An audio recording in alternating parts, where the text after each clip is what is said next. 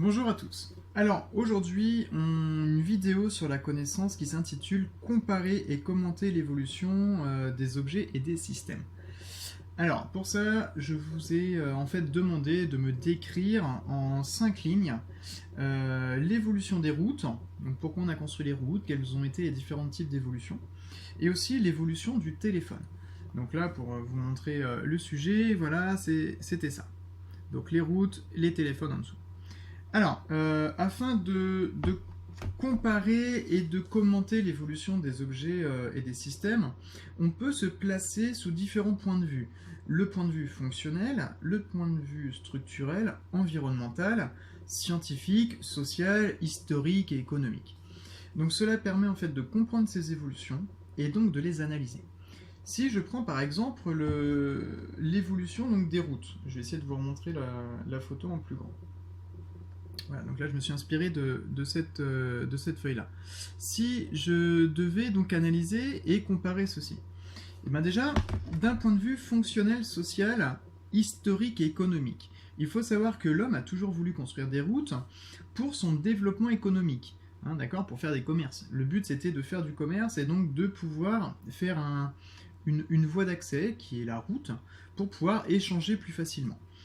Il a aussi développé les routes du point de vue culturel et militaire aussi. Le but c'est d'aller à un point, d'un point A à un point B le plus rapidement possible pour ne pas perdre de temps.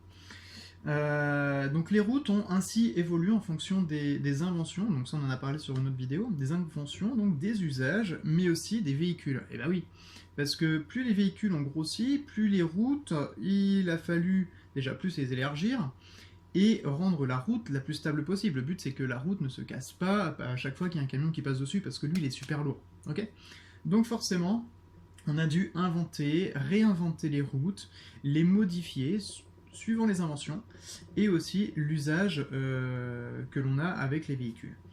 D'un point de vue structurel et environnemental. Alors, à l'époque, hein, les voies romaines, ce sont des dalles de pierre en cailloux, d'accord. Et aujourd'hui, d'accord, donc l'asphalte, ce qu'on appelle le bitume, et ben c'est pas du tout pareil. Leur impact environnemental est loin d'être négligeable, d'accord. Par exemple, on va voir peut-être de plus en plus dans l'avenir des routes solaires. C'est pas bête dans l'idée. Une route solaire afin de créer de l'électricité au travers de la route. Pourquoi pas? Étant donné que les routes prennent une grande place quand même dans notre environnement, pourquoi pas l'utiliser aussi pour créer de l'électricité? Elle sera toujours en contact du soleil, même s'il y a des voitures qui passent dessus, ça sera toujours illuminé. Donc, potentiellement, elle peut créer une grande partie d'électricité. Donc c'est une véritable, ici, je pourrais dire, rupture technologique en combinant la production d'électricité et aussi le trafic routier. Il y a quelques années, il y a quoi, 20-30 ans, on n'aurait jamais imaginé de faire quelque chose comme ça. Donc là, c'était vraiment pour le point de vue de l'évolution des routes. Maintenant, si on se base sur l'évolution du téléphone, là je vais vous montrer la photo qui est là. Voilà. Alors, on voit un téléphone de 1876, un autre combiné de 1940, les premiers téléphones GSM, donc les premiers téléphones portables de 1989, et enfin les téléphones intelligents, ce que l'on peut appeler les smartphones. Et là, je vous ai mis en photo, je crois, le premier iPhone de 2007. Alors là, il faut savoir que les inventions et les innovations ont fait apparaître de nouvelles solutions techniques. Les matériaux, les énergies, le design, la structure, les procédés, donc qui ont fait évoluer les usages du téléphone. D'un point de vue fonctionnel, structurel, mais aussi social, aujourd'hui, on peut transmettre d'autres contenus que par la voix. Avant, c'était ça. Le téléphone, c'était juste transférer des contenus par la voix. On parlait et notre interlocuteur nous entendait. Là, maintenant, on peut transférer des données.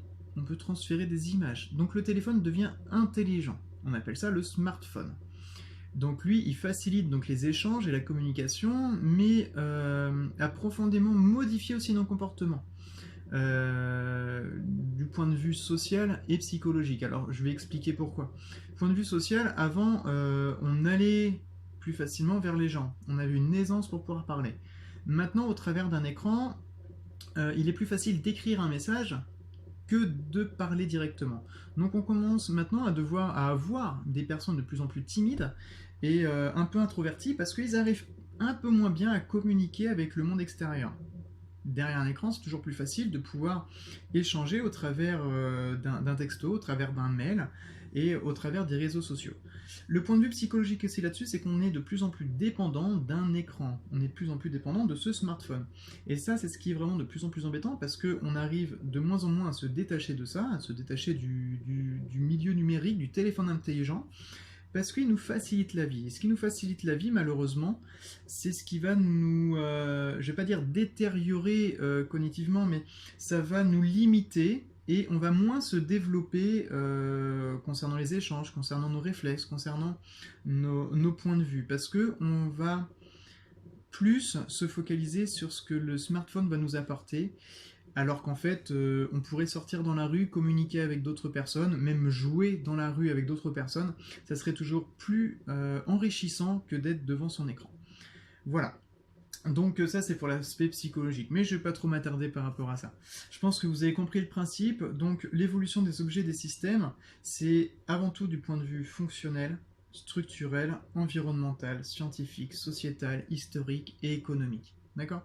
Et tout ça, ça va comprendre donc les évolutions et ça va nous permettre de pouvoir les analyser et voir que eh ben, peut-être que dans 10-20 ans, vous-même vous allez peut-être inventer quelque chose, pas forcément dans le domaine de la route ni du téléphone, mais vous allez faire évoluer les choses et forcément ça va avoir un impact économique, environnemental, sociétal et ainsi de suite.